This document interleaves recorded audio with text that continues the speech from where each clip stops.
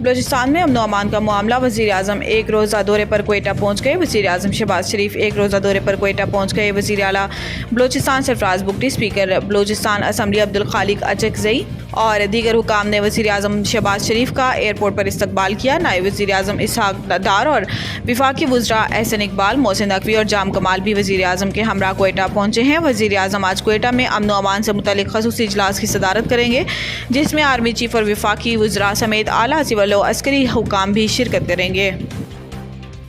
اسلامی بینکاری کے نام پر عوام سے فراڈ کا انکشاف۔ سینیٹ کی قائمہ کمیٹی خزانہ کے اجلاس میں انکشاف ہوا ہے کہ اسلامی بینکاری کے نام پر فراڈ ہو رہا ہے اور عوام سے قرض پر 25 سے 30% شرح سود لیا جاتا ہے۔ سینیٹ کی قائمہ کمیٹی برائے خزانہ کا اجلاس سینیٹر سلیم مانڈوی والا کی زیر صدارت ہوا، جہاں deputy governor state bank doctor عنایت حسین نے کمیٹی کو ڈپازٹ پروٹیکشن ترمیمی ایکٹ پر بریفنگ دی۔ اجلاس کے دوران سینیٹر سلیم مانڈوی والا نے بتایا کہ اسلامی بینکاری میں قرض لینے پر 25 سے 30% شرح سود لیا جاتا ہے، جبکہ کنونشنل بینکاری 20% شرح سود چارج کرتی ہے۔ اجلاس میں ڈپازٹ پروٹیکشن ترمیمی ایکٹ کا جائزہ لیا گیا اور اس کے بعد قائمہ کمیٹی نے ڈپازٹ پروٹیکشن کارپوریشن ترمیمی بل 2024 منظور کر لیا۔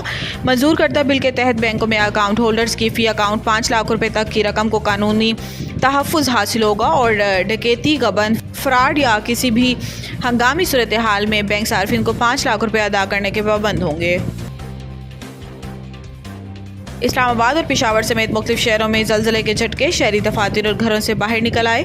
اسلام آباد، پشاور اور لاہور سمیت مختلف شہروں میں زلزلے کے جھٹکے محسوس کیے گئے۔ پاکستان کے وسطی اور شمالی علاقوں میں زلزلے کے جھٹکے محسوس کیے گئے ہیں۔ زلزلے جھٹکے اسلام آباد، لاہور، ملتان اور سرگودا سمیت ملک شہروں میں محسوس کیے گئے۔ اس کے علاوہ چکوال اور گرد و نواح میں بھی زلزلے کے جھٹکے محسوس کیے گئے۔ زلزلے کے جھٹکے خیبر پختونخوا کے مختلف شہروں میں بھی محسوس کیے گئے۔ پشاور، سوات، شمالی وزیرستان، ہنگو، مردان، مالاکنڈ، بونیر، شانگلہ اور دیر میں بھی زلزلے کے جھٹکے محسوس کیے گئے ہیں۔ اس کے علاوہ مانسہرہ، بٹگرام، ترگھر اور کوہستان میں بھی عوام نے زلزلے کے جھٹکے محسوس کیے۔ زلزلہ پیما مرکز کے مطابق زلزلے کی شدت 5.4 ریکارڈ کی گئی۔ زلزلے کا مرکز کوہ ہندوکش، افغانستان تھا، جس کی زیر زمین گہرائی 215 کلومیٹر ریکارڈ کی گئی۔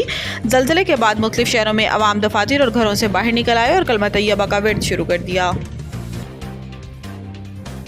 پاور ڈویژن نے سرکاری بجلی تقسیم کار کمپنیوں کی نجکاری سے متعلق تفصیلات ہنگامی طور پر طلب کر لی۔ ذرائع کے مطابق پاور ڈویژن نے ڈسکوز کی نجکاری کے لیے تفصیلات مانگ لی ہیں۔ پاور ڈویژن کے تمام ڈسکوز کے سی ای اوز کو خط لکھ کر 29 اگست تک معلومات طلب کی ہیں۔ ذرائع کا کہنا ہے کہ تمام ڈسکوز سے مستقل کانٹریکٹ اور ڈیلی ویجز ملازمین کی تفصیلات بھی مانگی گئی ہیں۔ ڈسکوز ملازمین کی تنخواہ پیکیج اور پینشن کے واجبات کی تفصیلات بھی مانگی گئی ہیں۔ سرکاری بجلی تقسیم کار کمپنیوں سے جائیدادوں کی تفصیلات طلب کی گئی ہیں۔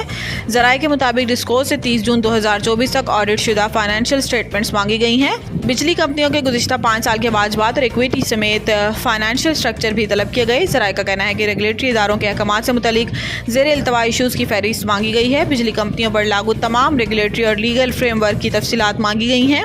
بجلی کمپنیوں کے پاس موجود مشینری، گاڑیاں اور دیگر اثاثہ جات کی تفصیلات بھی طلب کی گئی ہیں۔